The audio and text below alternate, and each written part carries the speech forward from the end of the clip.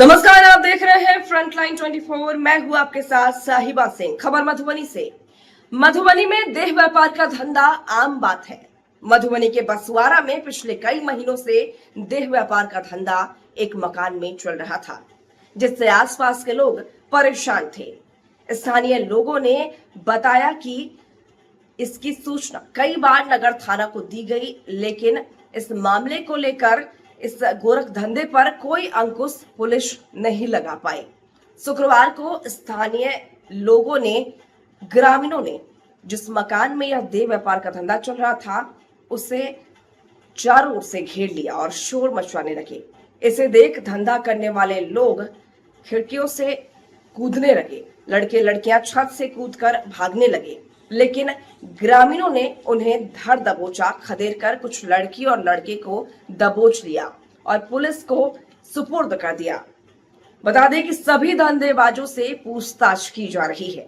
जो धंधेबाज थे उनसे पूछताछ कर रही है पुलिस। सिर्फ बसवाड़ा ही नहीं, जानकारी है कि शहर के कुछ गिने चुने रेस्ट हाउसेस और देह व्यापार का धंधा खुलेआम हो रहा है। यानी कि मधुबनी शहर के कुछ गिने चुने रेस्ट हाउसों में भी देह व्यापार का धंधा खुलेआम हो रहा है, लेकिन रेस्ट हाउस चलाने वाले मालिक के ऊपर कोई कार्रवाई नहीं हो रही है।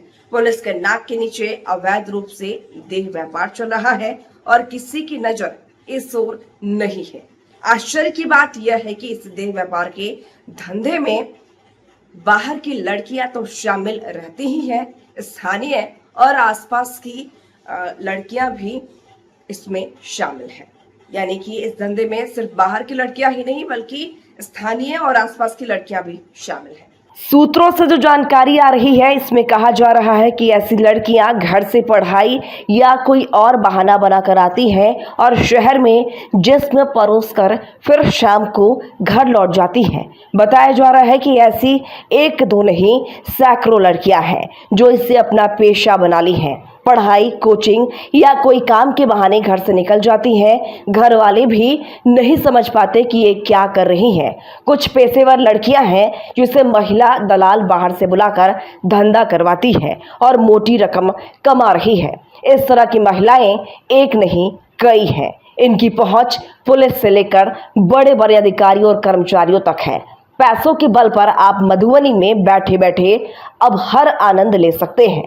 पहले तो मधुबनी में देह व्यापार का धंधा चोरी छुपे बस स्टैंड के समीप लालटेन पट्टी में होता था, जिसके लिए काली मंदिर गेट से लेकर लालटेन पट्टी चौक तक सुर्खियां में रहता था। लेकिन अब यह धंधा शहर के कई इलाके और रेस्ट हाउस में खुलेआम होने लगा है। बसवाड़ा की घटना तो मात्र एक मानगी है। अगर सही से पुलिस विभिन्न रेस्ट हाउस और संदिग्ध स्थानों पर पहुंच छापेमारी करे तो सैकड़ों लड़कियां और दर्जनों सफेद पोश पुलिस के हत्थे चढ़ सकते हैं।